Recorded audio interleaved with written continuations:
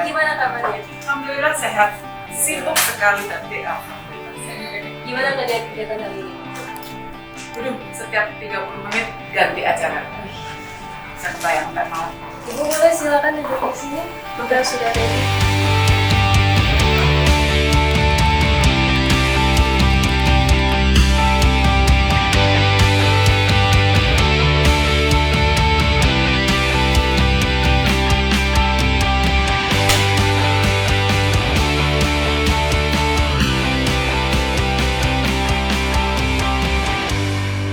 Seluruh dunia menghadapi tantangan yang sama, memperebutkan barang yang sama, yang barangnya yang namanya vaksin pada saat itu masih benar-benar pada tahap yang sangat initial, sangat awal, yang produksinya juga kita belum tahu secepat apa dia bisa memproduksi, karena ini kan sambil jalan mengembangkan vaksin, dia belum tahu apakah tingkat kegagalannya tinggi, tingkat keberhasilannya tinggi.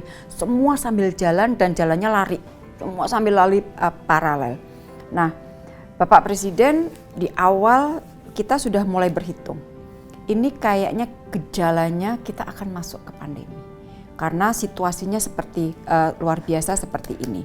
Maka di titik itu saya ingat betul Bapak Presiden itu hampir setiap hari.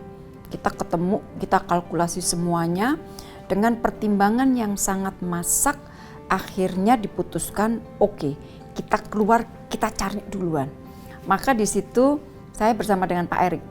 Saya bersama dengan Pak Erik, saya bersama juga dengan Pak Wamen BUMN yang sekarang menjadi Pak Menkes, dan juga dengan timnya Pak Menkes dulu, Pak Terawan. Timnya Pak Terawan juga ikut. Jadi itu kombinasi kita pada saat kita berburu vaksin. Nah, sekali lagi ini adalah buah dari investasi kita. Kita berteman dengan hampir semua pihak. Kita memberikan kontribusi yang banyak di sana-sini di dalam pelaksanaan politik luar negeri kita. Sehingga pada saat kita bicara, kita mengajak kerjasama, maka responnya sangat positif. Oleh karena itu kita bisa mendapatkan vaksin cukup dini dan sampai akhir 2022 kita sudah dapat mengamankan 516 juta dosis vaksin. 412 diantaranya sudah disuntikkan dan dari 516 itu 137 juta itu dapat kita peroleh secara gratis. Karena kita sempat mengalami krisis APD. Pada saat itu, titik itu, para tenaga medis kita sudah mulai tumbang. Karena kekurangan baju yang dapat mengamankan mereka. Itu saya termasuk bersama dengan Bu Ani, dengan Bu Menkeu, dan tentunya beberapa pihak yang lainnya. Kalau saya sendiri itu kalau tidak salah 2 atau 3 hari, saya harus melakukan negosiasi maraton dengan pihak Korea Selatan. Di titik itulah pertama kalinya Indonesia mendapatkan APD dalam jumlah yang besar yang dapat menyelamatkan nyawa tenaga medis kita. 110.000 APD. Dalam kondisi emergensi seperti itu, kita selalu diselamatkan karena kita berteman dengan banyak pihak, berteman dengan hampir seluruh negara di dunia ini.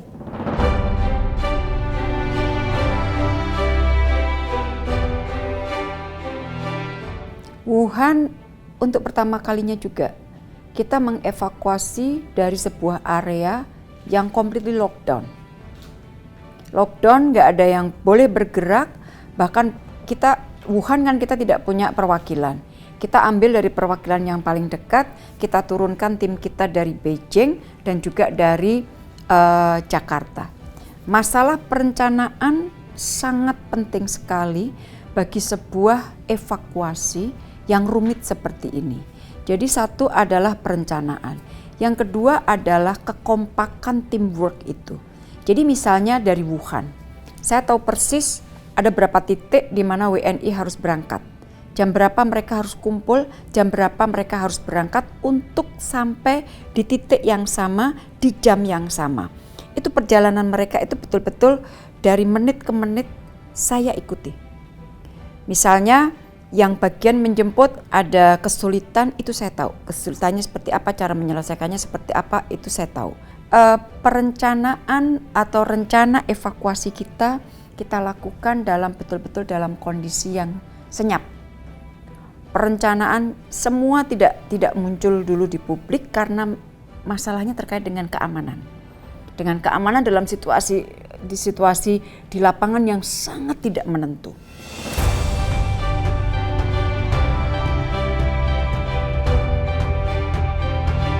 Yang juga sangat menegangkan adalah pada saat kita mengevakuasi WNI kita dari Afghanistan dan juga dari Ukraina. Di Ukraina ada yang kelompok terakhir itu yang sudah berkali-kali kita coba evakuasi, nggak berhasil karena situasi keamanan. Jadi udah rencana besok ya kita evakuasi, besok ada kejadian yang membuat tidak dapat evakuasi dan sebagainya. Jadi rencana yang matang, kekompakan tim, dan untuk yang Afghanistan dan Ukraina, Afghanistan terutama, perencanaan atau rencana evakuasi kita lakukan betul-betul dalam kondisi yang senyap. Jadi publik baru tahu bahwa ada evakuasi pada saat pesawat kita sudah berhasil membawa WNI kita dan sudah mendarat di Pakistan. Baru saya buka bahwa kita telah berhasil mengangkut semua WNI kita dari Afghanistan dan sekarang pesawat sudah mendarat di Pakistan. Dan untuk evakuasi seperti itu, sekali lagi saya harus melakukan komunikasi dengan semua pihak. Saya telepon karena di situ kalau untuk Afghanistan itu pada saat itu ya Amerika dan NATO-nya masih ada di lapangan, mereka masih memegang kontrol pelabuhan udara, bandara dan sebagainya. Jadi satu persatu para menterinya itu saya telepon, saya minta tolong supaya orang-orang mereka yang ada di lapangan dapat membantu evakuasi. Karena apa? Banyak kejadian warga negara X dia sudah dapat diangkut dari kedutaannya menuju ke airport. Sampai di airport mereka tidak dapat masuk ke lapangan terbangnya. Sehingga pesawat itu hanya diberi waktu untuk landing dan mengangkut, waktunya pendek. Karena yang ngantri banyak.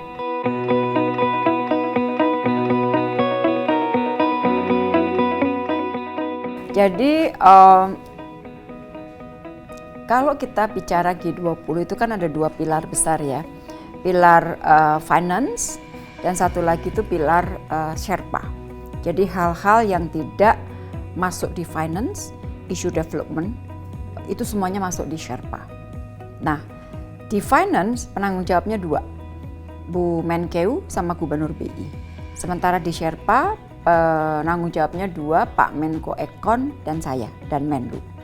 Jadi memang secara natural karena ngurus dua pilar itu, maka saya harus selalu berhubungan dengan Ibu Sri Mulyani. Itu satu. Jadi by nature karena ngurus G20 ya harus tandem bersama. Yang kedua, keuntungan saya kalau bicara dengan kerjasama dengan Bu Sri Mulyani menjadi mudah karena kami ini berteman udah lama banget. Dari sejak SMA kami sudah bareng-bareng, kita satu angkatan, all the way sampai sekarang. Jadi sama sekali nggak ada barrier komunikasi, kita panggil nama by first name dan sebagainya. Dan menjelang KTT itu kita tuh sampai udah janjiannya itu begini, saya manggil beliau kan Ani ya, Ni berat ya Ni ya, berat ya, sangga bareng ya Ni, sangga bareng, yo sangga, kita bicara pakai bahasa Jawa kan, songgo ya Ni, bareng ya Ni, bareng ya Ni. Jadi kita udah ini, dan beliau biasanya kita selalu komunikasi. Misalnya pada saat beliau maju untuk negosiasi di finance, beliau selalu bilang, Ret, ini ada urusan politik yang ganjel, lo ambil di bagian Menlu, lo ambil ya Ret ya. Oke. Baik, nanti kalau udah selesai kita komunikasi lagi nih, udah ya, udah beres, lo masukin lagi. Jadi teamworknya enak banget karena nggak ada barrier komunikasi sama sekali. Nah, kebetulan Menkeu-nya perempuan, Menlu-nya perempuan, ngurusin G20 dengan 2 pilar itu. At the same time ini juga sebuah berkah juga ya. Jadi di negara dengan mayoritas penduduk muslim seperti Indonesia gitu kan, menunjukkan bahwa perempuan memiliki dan diberi kesempatan hak yang sama di negara seperti kita yang sangat kita syukuri.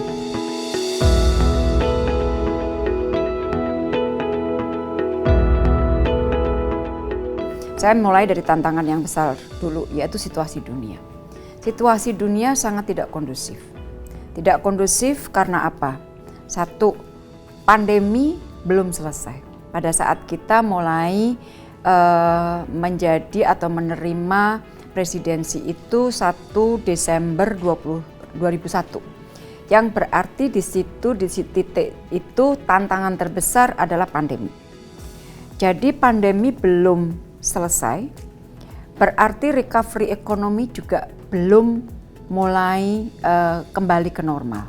2 tantangan, pandemi, ekonomi, plus Februari perang terjadi. Nah, dengan adanya perang di Ukraina, rivalitas yang sudah tajam menjadi lebih tajam lagi. Jadi bisa dibayangkan situasi-situasi inilah yang terjadi selama Indonesia memegang presidensi. Yang berarti dengan rivalitas dan sebagainya, perbedaan posisi antara satu sama lain begitu lebar, begitu dalam. Nah, tugas kita adalah bagaimana kita sebagai presiden berusaha untuk menjembatani perbedaan-perbedaan tersebut. Kita selalu menjalankan politik luar negeri kita, diplomasi kita itu selalu kental dengan DNA sebagai bridge builder. Tetapi dalam menjalankan bridge builder bukan berarti kita tidak bermain prinsip dan values. Kita selalu menghormati, mengimplementasikan values dan principles, termasuk atau utamanya tentunya yang merujuk kepada piagam PBB. Jadi untuk merangkul semua, untuk menjembatani, untuk menjadikan semua merasa nyaman, kita tidak mengurangkan prinsip-prinsip yang dihormati oleh dunia internasional, itu bukan merupakan sesuatu yang mudah. Tetapi memang alhamdulillah karena kerjasama semua negara anggota G20, kekompakan kita sebagai satu tim, dan juga kalau saya selalu percaya bahwa ini adalah tangan Allah yang ikut campur, maka dalam situasi yang sangat tidak normal, yang sangat sulit, akhirnya kita berhasil tidak saja menyelenggarakan. Jadi keberhasilan kita paling tidak ada 3 hal. 1, kita berhasil membuat atau mempertahankan G20 tetap G20. Yang kedua, kita dapat mempertahankan G20 dapat bekerja. Karena sepanjang perjalanannya dari Februari tahun lalu sampai akhir November banyak sekali kejadian-kejadian yang dari hitungan normal sudah akan sulit G20 untuk bekerja. Tetapi toh di bawah presidensi Indonesia kita masih dapat membuat G20 bekerja. Dan yang terakhir adalah membuat G20 delivers. Dalam artian ada hasil konkret dari seluruh setahun bekerja itu, antara lain melalui deklarasi dan ada juga kerjasama yang sifatnya konkret. Kenyataannya alhamdulillah hampir semua hadir dalam KTT tersebut. Jadi salah satu tantangan yang tadi disebut adalah rudal. Iya, rudal itu terjadi di malam pertama menjelang hari kedua, tetapi alhamdulillah kejadian tersebut tidak sama sekali mengurangi kesuksesan Indonesia dalam menjalankan presidensi G20.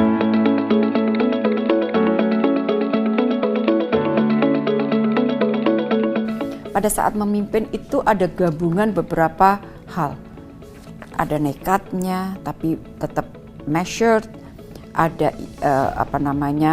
kebutuhan untuk cepat memutuskan, keberanian, dan yang nggak kalah penting adalah bagaimana kita sebagai pemimpin dapat menciptakan sebuah environment pekerja yang nyaman. Jadi walaupun kayak kemarin itu pressure-nya luar biasa, tetapi kita harus tetap solid, kita tetap harus in control. Kita tahu semua tim kita itu melakukan apa, kita komunikasi, dan tim kita itu kerja keras tapi tanpa merasa ditekan yang luar biasa. Karena orang itu kalau ditekan, dia menjadi tidak kreatif, dia menjadi nggak bisa kerja.